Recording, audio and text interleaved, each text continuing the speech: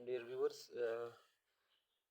वो स्टूडेंट्स जिन्होंने अप्लाई किया था ZTBL के लिए, ज़राई तरक्याती बैंक, ZTBL ज़राई तरक्याती बैंक में जिन्होंने अप्लाई किया था OG3 ऑफिसर्स के लिए, उनके लिए हमने एक इम्पोर्टेंट टॉपिक्स रिकवर करने जा रहे हैं। ये एक फाइनेंशियल मैनेजमेंट के हवाले से हैं। ये बुक के दो आथर्स हैं, एक एगन एफ ब्रेगन और दूसरा है जोल एफ हॉस्टन। ये दोनों फ्लोरिडा यूनिवर्सिटी के प्रोफेसर हैं। उन्होंने इस फाइनेंशियल मार्केट पर उन्होंने बहुत ही अच्छा वर्क किया है। इस बुक में उसने वो चीज़ें रिकवर की है जो एक फाइनेंशियल मार्केट के लिए बहुत ही इम्पोर्टेंट है। पहले स्टार्ट में हम जा रहे हैं फाइनेंशियल मार्केट में। हम देखते हैं कि एक फाइनेंशियल मार्केट है क्या, उसको कैसे मैनेज करते हैं। अगर बैंकिंग सेक्टर को देखा जाए तो ये एक फाइनेंशियल मार्केट है। बैंकिंग सेक्टर को अगर देखा जाए, बैंकिंग सेक्टर को तो एक फाइनेंशियल मार्केट है।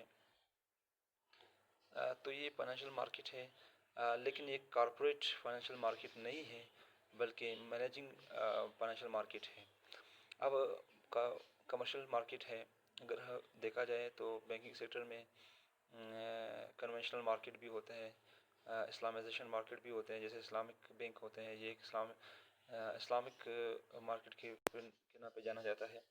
लेकिन जो बाकी कमर्शियल मार्केट होते हैं, जो बाकी अदर बैंक है, जैसे कि ज़राई तरक्याती बैंक हो गया, या HBL हो गया, या मिज़ान बैंक हो गया, या MCB बैंक हो गया, जो भी बैंक्स हैं वो सारे के सारे कन्वेंशनल मार्केट है, जिसे हम उसके नाम से भी जाना जाते हैं, कमर्शियल मार्केट के नाम से। तो इसको मैनेज करना, यहाँ पे आपकी डिपॉजिट का ही एक कस्टमर और एक फाइनेंशियल मार्केट के मैनेजर ऑपरेशन के दरमियान जो रिलेशनशिप होता है वो एक क्लाइंट के तौर पर किया जाता है, जिसमें हम जो क्लाइंट आते हैं डिपॉजिट करते हैं अपने अकाउंट में, अपनी बैंक को एज ए वेल्थियर के तौर पर वो बैंक को अपने ही मनी को डिपॉजिट करने के लिए वहाँ पे डिपॉजिट कर लेते हैं। तो फाइनेंशियल मार्केट में उन्होंने कहा कि हम फाइनेंशियल मैनेजमेंट को कैसे संभालते हैं, किसी बैंक हो, कोई भी कॉर्पोरेट सेक्टर हो, कोई भी कमर्शियल सेक्टर, कोई भी कन्वेंशनल मार्केट हो, तो अपने ही फाइनेंस को कैसे मैनेज करते हैं। तो सबसे पहले इस पर हम नज़र दौड़ाते हैं, आते हैं। सबसे पहले टॉपिक हमारे पास है इंट्रोडक्शन, कि फाइनेंशियल मैनेजमेंट है क्या, इसे हम किस तरह पे इंट्रोड्यूस करते हैं। अगर हम इस पर ओवरव्यू कर ले, इस पर नज़र डालें, तो एक राइट बैलेंस के तौर पर अगर हम इसे देखा जाए तो ये एक बहुत ही एक वाज़े तौर पर, एक वास्ट तौर पर, एक पर्सपेक्टिव के तौर पर अगर हम इसे देखें तो एक कैरियर अपॉर्चुनिटी है फाइनेंस में। जो फाइनेंशियल मैनेजमेंट है किसी भी बैंक में, वो एक फाइनेंस अपॉर्चुनिटी है। किसी भी कैरियर के तौर पर आप वहाँ पे फाइनेंस के कैरियर को ही रिक्रूट कर लेते हो। तो फाइनेंशियल मैनेजमेंट अगर देखा जाए ग्लोबल पर्सपेक्टिव में, ग्लोबल इकोनॉमी के साथ, तो इसका बहुत ही संबंध रहा है काफ़ी अरसे से। Toys tax and toys and US market को अगर हम देखें इस तरह के एग्जांपल में, कि उन्होंने टेक्नोलॉजी लाया फाइनेंस मार्केट में, फाइनेंस को बेहतर इम्प्रूवमेंट के लिए। फाइनेंसिंग स्टाफ की रिस्पॉन्सिबिलिटी क्या होनी चाहिए, ये फाइनेंस मैनेजमेंट में काफ़ी अहम है कि क्या होना चाहिए। मैनेजर का क्या रोल होगा, ऑपरेशन मैनेजर का क्या होगा, OG3 ऑफिसर का क्या रोल होगा, OG1 ऑफिसर का क्या होगा, AV1 का क्या रोल होगा, MO का क्या रोल है, CO का क्या रोल है। और इस तरह आपके बाकी अगर कॉर्पोरेट सेक्टर में देखा जाए, कॉर्पोरेट सेक्टर में ये चीज़ें नहीं है। कॉर्पोरेट सेक्टर में आपके पास मैनेजर का जो पोस्ट है वो CO के पास होता है, और CEO से नीचे फिर फोकल पर्सन होता है जो पर्सनल इश्यूज़ को संभालते हैं फाइनेंस के किसी भी कॉर्पोरेट मैनेजमेंट सेक्टर में। तो इस तरह के इसके नीचे जो होते हैं डिपेंडेंट और इंडिपेंडेंट जो है उनकी कमेटियाँ बनाई जाती हैं, वो कमेटी जो है ना इसको संभाल लेते हैं। उसके नीचे फिर जो ना आपके आम पोकल पर्सनस होते हैं, रिस्पॉन्सिबल पर्सनस जो इस मार्केट को संभालते हैं कॉर्पोरेट सेक्टर में। लेकिन बैंकिंग सेक्टर में से थोड़ा सा और ही अगर देखें तो ये थोड़ा सा चेंज है। Alternative form of business organization, किसी भी ऑर्गेनाइजेशन के लिए, किसी बैंक के लिए फाइनेंस मैनेजमेंट के अगर हम देखें और वो देखें कि अगर फाइनेंस मैनेजमेंट जो ना इसका दूसरा कोई ओवरव्यू है अल्टरनेटिव है तो क्या होना चाहिए किसी भी फाइनेंस ऑफिसर्स के लिए कि वो इस फाइनेंस को किसी भी बैंक में अपने फाइनेंस को रिक्रूट करने के लिए। किसी भी फर्म हो, किसी भी ऑर्गेनाइजेशन स्ट्रक्चर हो, तो फाइनेंशियल मैनेजमेंट का रोल जो होता है, फाइनेंस को किस तरह उसका स्ट्रक्चर कैसे बनाया जाता है। फाइनेंस एक किस्म का प्लानिंग होता है, आप किसी भी बैंक को किस तरह फाइनेंस कर लेते हो। तो फाइनेंस का जो गोल होता है, कॉरपोरेशन सेक्टर में क्या होना चाहिए, बैंकिंग सेक्टर में इसका क्या रोल होगा, क्या गोल है, इसका क्या एम होगा, क्या थीम है। तो अगर बेनिफिट देखा जाए तो इसका क्या बेनिफिट है, सोशल एक्टिविज्म, बिजनेस एथिक्स, इसके क्या कौन कौन से रोल है, इसकी पॉलिसी क्या होनी चाहिए। हर बैंक की अपनी अपनी पॉलिसी होती है फाइनेंशियल मैनेजमेंट के हवाले से। तो फाइनेंशियल मैनेजमेंट के हवाले से इसका क्या एथिक्स होना चाहिए बिजनेस में, या डिपॉजिट अकाउंट में, या लोन अकाउंट में, या बरोल अकाउंट में, आपका क्या एथिक्स होना चाहिए। अगर इस तरह हम देखें मैनेजरियल एक्शंस, जो OG3 ऑफिसर्स हैं उसका क्या एक्शन, क्या अमल होना चाहिए। वो ज़्यादा से ज़्यादा कोशिश करते हैं कि हम जो है ना किसी भी बैंक में जो भी बैंक हो, जिस भी बैंक में हो, एज ए ऑफिसर के तौर पर काम कर रहा हो, तो उस बैंक की वेल्थ जो ना वो भी इंक्रीज़ करने की कोशिश करता है। तो वो कहता है कि हम किसी भी बैंक में काम हो तो हम इंक्रीज़ करते हैं। एक तो बैंकिंग सेक्टर का जो ना बैंक का इंक्रीज़ कर दे, रेवेन्यू या प्रॉफिट जो होते हैं वो प्रॉफिट को इंक्रीज़ कर ले। और दूसरा में उसका ये कोशिश भी ये होता है कि आपके जो कस्टमर आते हैं, जो क्लाइंट होते हैं, उसको भी मैक्सिमाइज़ कर दे, उसकी वेल्थ को भी मैक्सिमाइजेशन पर ले जाए। तो अगर किसी भी बैंक का वेल्थ आप मैक्सिमाइज़ करना चाहते हो और उसकी जो कस्टमर है उसकी भी वेल्थ मैक्सिमाइज़ हो जाए, दोनों को प्रॉफिट मिले, तब एक फाइनेंशियल मैनेजर जो होता है, एक OG3 ऑफिसर जो होता है, वो बेस्ट परफॉर्मेंस के तौर पर जाना चाहता है किसी भी बैंक में।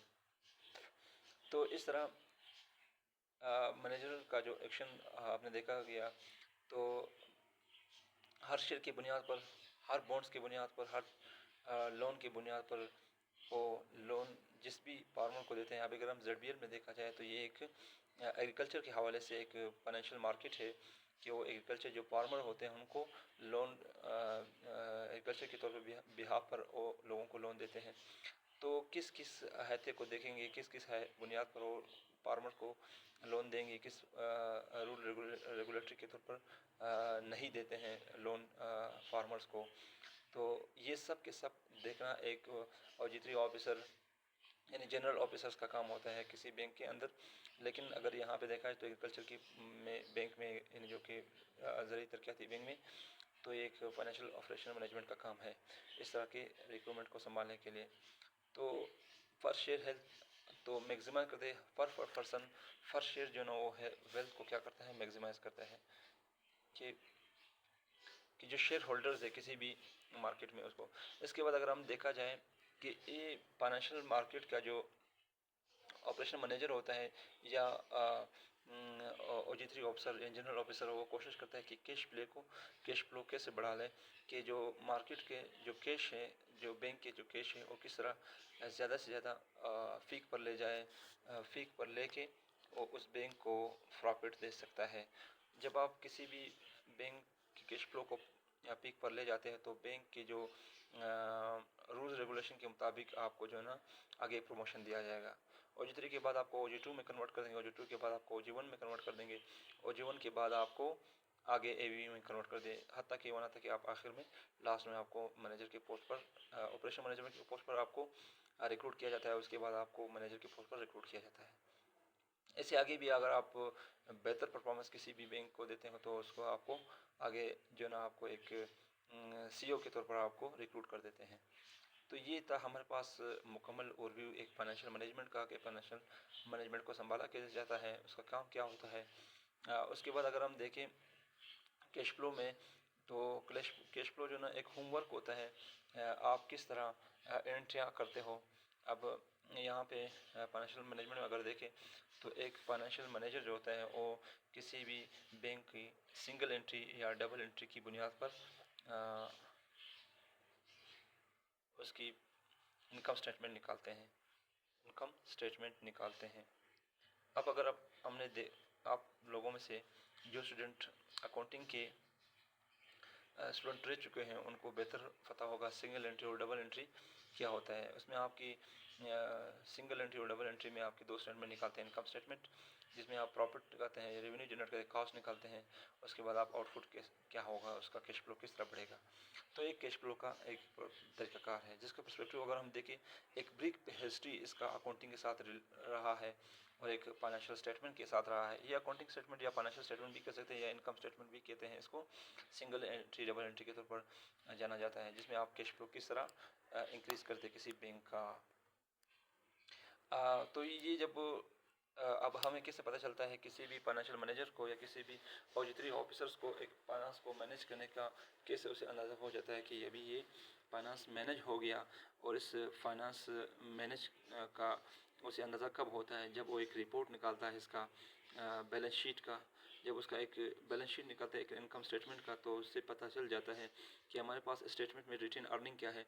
रिटेन अर्निंग का एक प्रीवियस 2020 में भी क्वेश्चन आया था।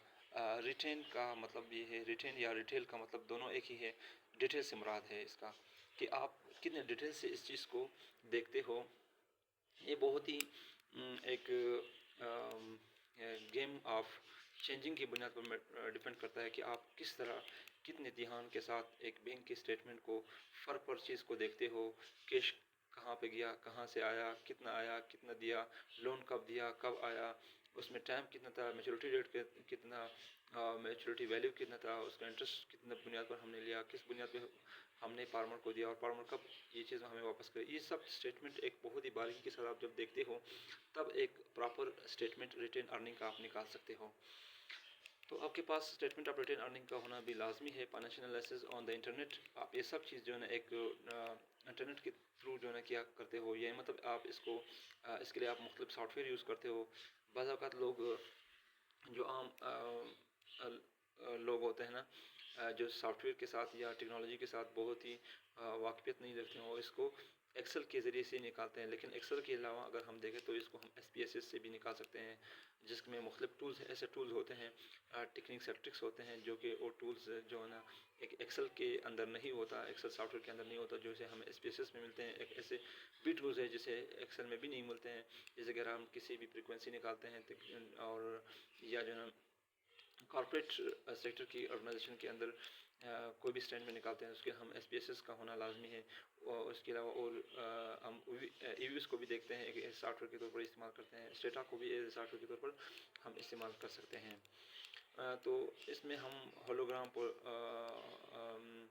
या पॉलीगॉन के तौर पर जो है इसके एक ग्राफ्स भी निकालते हैं। ग्राफ्स की वजह से भी हमें अंदाज़ा चल जाता है कि एक फाइनेंशियल मार्केट कहाँ पे जा रहा है। तो ये एक फाइनेंशियल मार्केट का जो है एक कैश फ्लो एक ओवरव्यू है। तो एनालाइज करते हैं किसी भी फाइनेंशियल मार्केट को कि उसकी कैश फ्लो की जो वैल्यू है स्टॉक की बुनियाद पर बढ़ रहा है। स्टॉक मतलब ये है, अब जैसे कि करेंसी है, लोन दे रहा है, जैसे कि अभी कोई लोन दे रहा है बारोवर को कोई, जब बस एक बारोवर आया है जो कि फार्मर बारोवर आया हुआ है, इसको अगर लोन दे रहा है जेटीबीएल इसको लोन दे रहा है, तो किस बुनियाद पे दे रहा है। अब वो इस जब लोन देगा तो एक स्टॉक के तौर पर ही उसकी वैल्यू को रिक्रूट करेगा। अब ये बंदा उसकी शेयर वैल्यू में जो ना शामिल हो गया। अब उसने इसके साथ शेयर किया अपने आप को और शेयर होल्डर के तौर पर एक होल्डर हो गया, इस बैंक के साथ एफिलिएट हो गया। तो जब तक ये उसको रिटर्न नहीं करेगा इस मनी को विद इंटरेस्ट पे के साथ मैच्योरिटी लेवल तक ये इस बैंक के साथ मैच्योरिटी लेवल तक जो रकम इसने लिए हुए हैं, बारो किए हैं, ये वापस नहीं किया, तो ये जो है ना आपके पास फिर जो है ना ये लोन आपके पास आप उस बैंक के साथ शेयर होल्डर या स्टेक होल्डर के तौर पर जाना जाएंगे। अब जो बैंक के अंदर जो बंदे काम कर रहे हैं सारे बैंक के साथ एफिलिएट होते हैं, ये सारे क्या होते हैं, स्टेक होल्डर होते हैं। अब जो ऑडिटरी ऑफिसर है जब वो बैंक के लोन देता है, वो उस बंदे को देखता है कि ये बंदा लोन वापस दे सकता है नहीं दे सकता है। उस बंदे के साथ उसकी जब एग्रीमेंट होता है किसी भी बेस पर, तो ये जो लोन देने वाला होता है ये क्या कहलाएगा, ये कहलाएगा क्रेडिटर। ये होगा हमारे पास क्रेडिटर। और जो लोन लेने वाला होगा वो क्या कहलाएगा, और कहलाएगा डेबिटर। उसे हम डेबिटर के तौर पर जाना जाता है।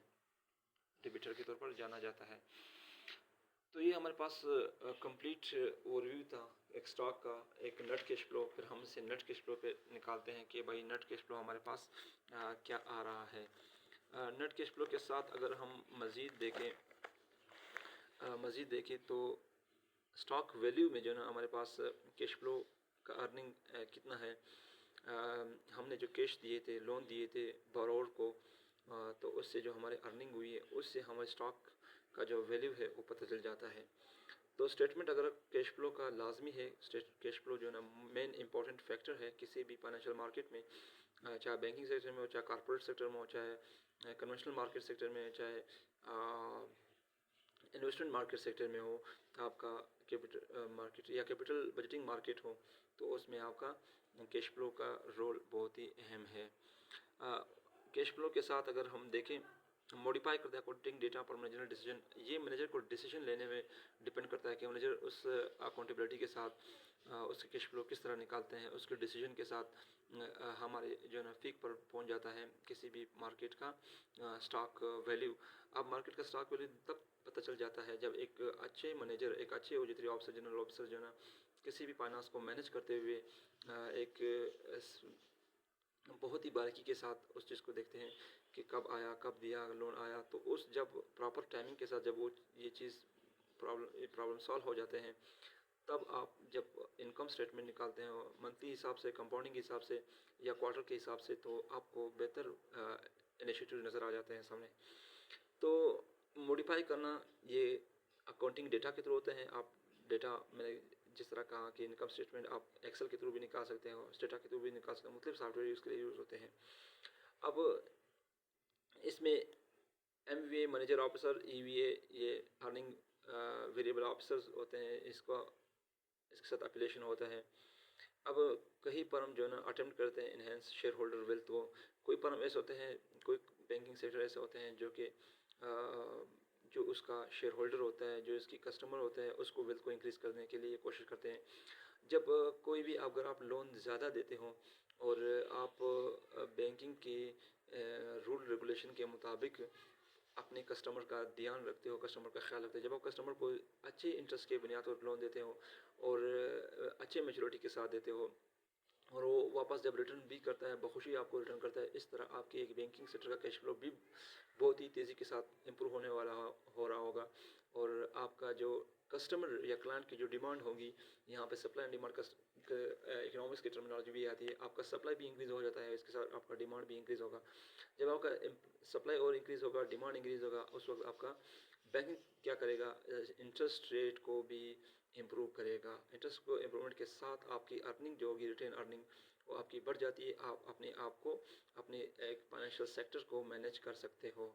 जो एम्प्लॉय होंगे उसकी भी सैलरी आप बवक्त आप उसको प्रोवाइड कर सकते हो। और इसके अलावा आपकी जो रिटेन अर्निंग होगी, प्रॉफिट, वो जो बैंकिंग सेक्टर का हेड होगा, जो CEO होता है, वो आसानी से जो अचीव कर लेगा उस गोल को। ये मतलब मेन गोल एक फाइनेंशियल मार्केट के होते हैं। तो उसके साथ हमारे पास आते हैं कि फेडरल इनकम टैक्स सिस्टम क्या होगा। कि अभी ये बैंकिंग सेक्टर होता है, ये इस पर जो है टैक्स जो लागू होते हैं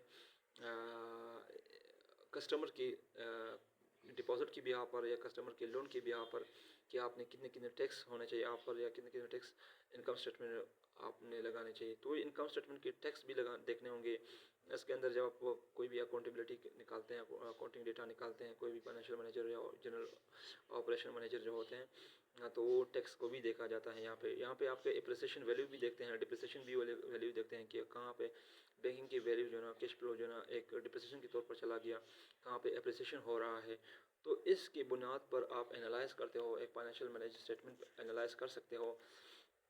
अब ये एनालिसिस होता है हमारे पास एक फाइनेंशियल मैनेजमेंट का देखना। अब इसके लिए प्लानिंग भी होते हैं कि प्लानिंग क्या करते हैं। अब देखते हैं डेल स्टॉक पास डिस्पैच रिपोर्टिंग हायर अर्निंग। अब देखिए हमारे पास एक एग्जांपल है, डेल्स एक कंपनी है, लैपटॉप की कंपनी है, कि वो अपने स्टॉक कैसे गिरते हैं और इसके जो स्टॉक है वो गिर रहे हैं हायर अर्निंग की वजह से। अब अगर आप एक मार्केट में अपने आप को पहचान जाते हो, एक मार्केट में अपना नाम बना देते हो कोई भी लेबल के साथ, जैसे कि डेल एक लेबल है, किसी भी मार्केट, फाइनेंशियल मार्केट का एक लेबल है, उसने अपना नाम रिक्रूट कर दिया इस मार्केट के अंदर और उसके कस्टमर बहुत ही पीक पर चले गए। उस वक्त ये करते हैं कि हमारे पास जो इनकम है वो ज़्यादा तेज़ी से आ रहा है, तो उस डेल की जो प्राइजेज़ है वो ऊपर कर देते हैं। जब डेल की प्राइस ऊपर कर देते हैं उस वक्त कस्टमर को देखना चाहिए कि भाई कस्टमर इस चीज़ को फेक कर सकता है नहीं कर सकता है। अगर आपके पास कस्टमर को आपने परसेंटेज के साथ देखने हैं, 20% या 10% को नहीं देखना है, आपने 100% के साथ जाना होता है। अगर आप 80% के साथ जाओगे, 20% को छोड़ दोगे तो आपको ज़्यादा प्रॉफिट मिलेगा। अगर आप 20% के साथ जाओगे हायर प्राइसेस के साथ और 80% के साथ आप जो है एग्री नहीं होते हैं तब हायर प्राइसेस के साथ, तो आपका डिमांड मार्केट जो है ना क्या होगा, लूज़ कर जाएगा।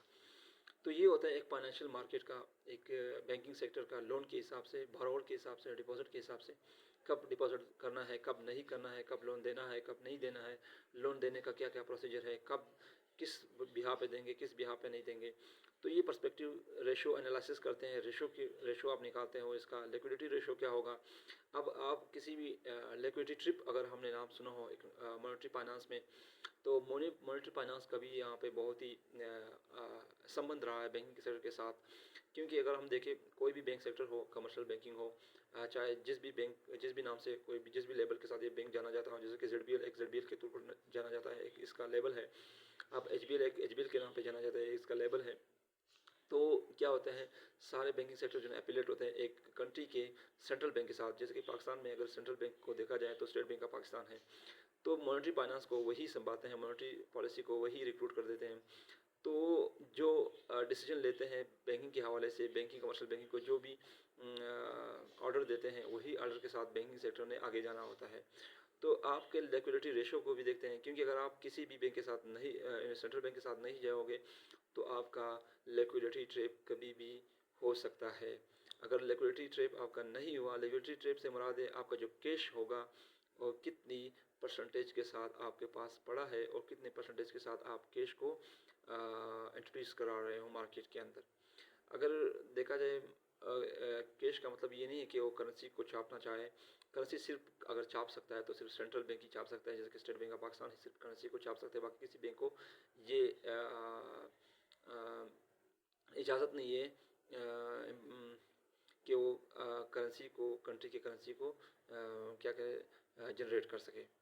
तो ये सिर्फ स्टेट बैंक का काम होता है। आप लिक्विडिटी रेशो के साथ आप जाना होते हैं। एसेट मैनेजमेंट रेशो, आप एसेट को देखते हो कि भाई कहाँ कहाँ मैंने एसेट इन्वेस्ट किया है और कौन कौन से एसेट है, किस किस एसेट का फ़ायदा है, किस किस एसेट का फ़ायदा नहीं है एक फाइनेंशियल मार्केट के अंदर। डेबिट मैनेजमेंट को भी देखते हो, आपका क्रेडिट मैनेजमेंट को भी देखते हो कि भाई कहाँ पे डेबिट हो रहा है, कहाँ पे क्रेडिट हो रहा है। तो ज़्यादा अगर आप क्रेडिट के पर जोर देते हो मतलब तो आपका फ़ायदा है, अगर आप डेबिट पे जोर देते हो तो आपका नुकसान है। डेबिट से मुराद यह है कि मतलब जहाँ पर आपने bank for example bank currency पे चला गया। फर्स्ट का एग्जांपल है पंजाब बैंक ऑफ पाकिस्तान, एक बैंक करेंसी पे चला गया। अब उसके पास इतना मनी नहीं है, करेंसी नहीं है उसके बैंक के अंदर कि वो लोगों को लोन दे सके, और ना ही उसके पास लोग आ रहे हैं डिपॉजिट करने के कि वो बैंक को आगे इम्प्रूव कर सके। तो उसके लिए वो क्या करते हैं, उसका रुझान कहाँ किस तरफ होता है, वो रुजू कर लेता है सेंट्रल बैंक की तरफ। तो सेंट्रल बैंक इस चीज़ में उसका क्या करता है, हेल्प कर देता है, उसको लोन देते हैं। और उस लोन का जो एक इंटरेस्ट होता है, उस इंटरेस्ट आम जो इंटरेस्ट रेट बैंक के होते हैं उससे परसेंटेज के हिसाब से कम होता है। वो सारे बैंक के हवाले से एक स्पेसिफिक परसेंटेज होता है। तो इस बैंकिंग सेक्टर के अगर हम देखा जाए तो प्रॉफिटेबिलिटी रेशो को देखें।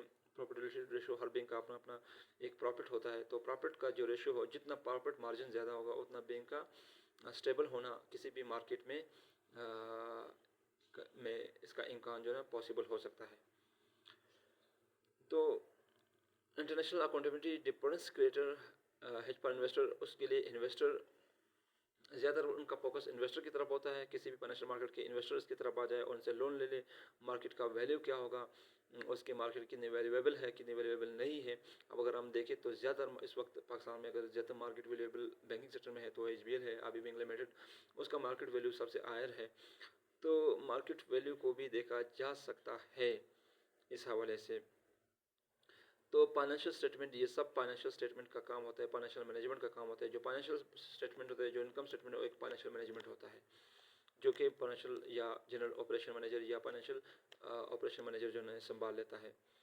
तो इस एनालिसिस के साथ अगर हम आगे जाते हैं तो हम इसको चार्ट की मदद से, इक्वेशन की मदद से, डेटा की मदद से, ग्राफ की मदद से ये सब चीज़ निकाल लेते हैं। तो इस चीज़ को निकालने के लिए एक फाइनेंशियल मैनेजर का जो है एक बहुत ही अहम रोल होता है किसी बैंक के अंदर।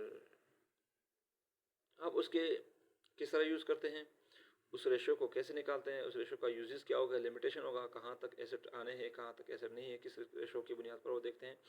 तो इस प्रॉब्लम को सॉल्व करना, इस प्रॉब्लम को कैलकुलेट करना, इसके नंबर को देखना, इसकी वैल्यू को देखना, तो एक चाहे स्मॉल फर्म हो, चाहे लार्ज फर्म हो, चाहे स्मॉल इंडस्ट्री हो, चाहे लार्ज इंडस्ट्री हो, चाहे स्मॉल बैंकिंग सेक्टर हो, चाहे लार्ज बैंकिंग सेक्टर हो, हर बैंकिंग सेक्टर में अगर ये एक एनालिसिस के तौर पर देखा जाता है कि हमने किस तरह एनालाइज करते हैं।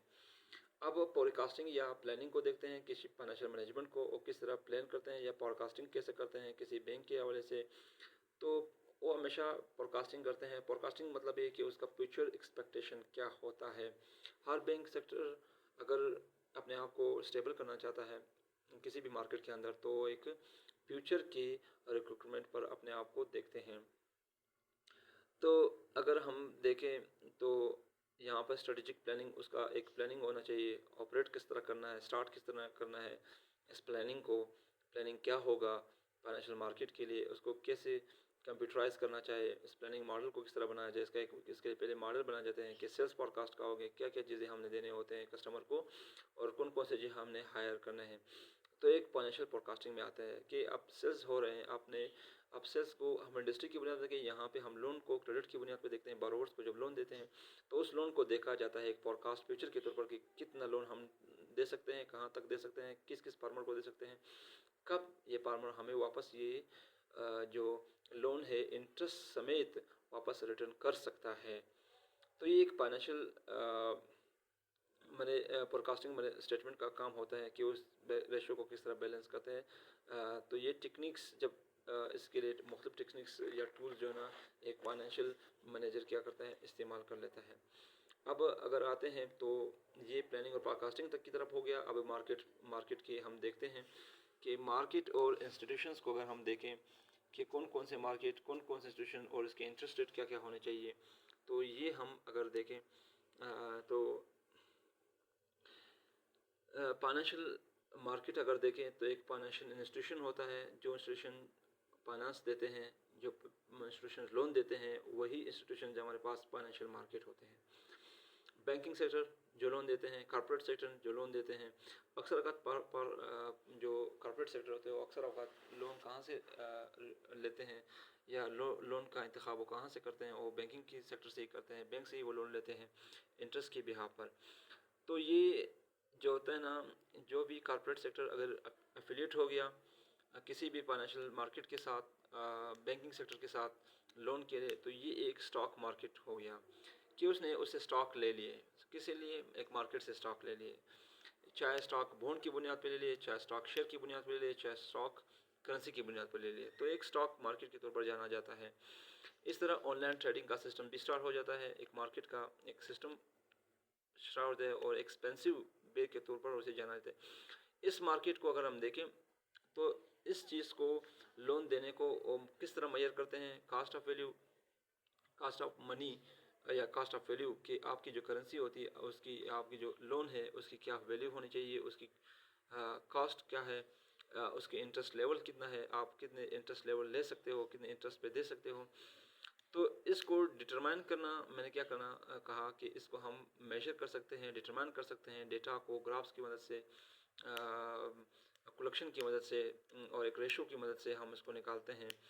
तो इसको इंटरेस्ट रेट को अगर हम मेजर करते हैं तो डिटर्मिनेशन के एतबार से डिटरमाइन कर देते हैं मार्केट में। न्यू या ज़्यादातर जो रिस्क ट्रेजरी बॉन्ड्स होते हैं वो बॉन्ड जो रिस्कलेस ट्रेजरी बॉन्ड होते हैं, यानी मतलब आप ट्रेजरी से मुराद यहाँ पे आते हैं कि वो बॉन्ड जो आप किसी को देते हो या किसी ने लिए आपके पास रखे, तो उसका जो बॉन्ड आपके पास ट्रेजरी में पड़े हुए हैं उसका रिस्क लेस होते हैं। रिस्क लेस मतलब ये कहाँ पे हम bond risk, treasury bond risk में ले सकते हैं, कहाँ पे रिस्कलेस होते हैं। मतलब रिस्क अगर लोगों ने ज़्यादा बॉन्ड लेना शुरू कर दिया तो ये आपका अभी नेक्स्ट आगे हम नेक्स्ट चैप्टर में टॉपिक्स में पढ़ेंगे। यहाँ तक यहाँ काफ़ी है, और हमारे चैनल को सब्सक्राइब करें, शेयर करें, बेल आइकन को प्रेस करें। आगे हम शुरू कर देंगे कि इंटरेस्ट रेट से आगे पढ़ेंगे। अभी तक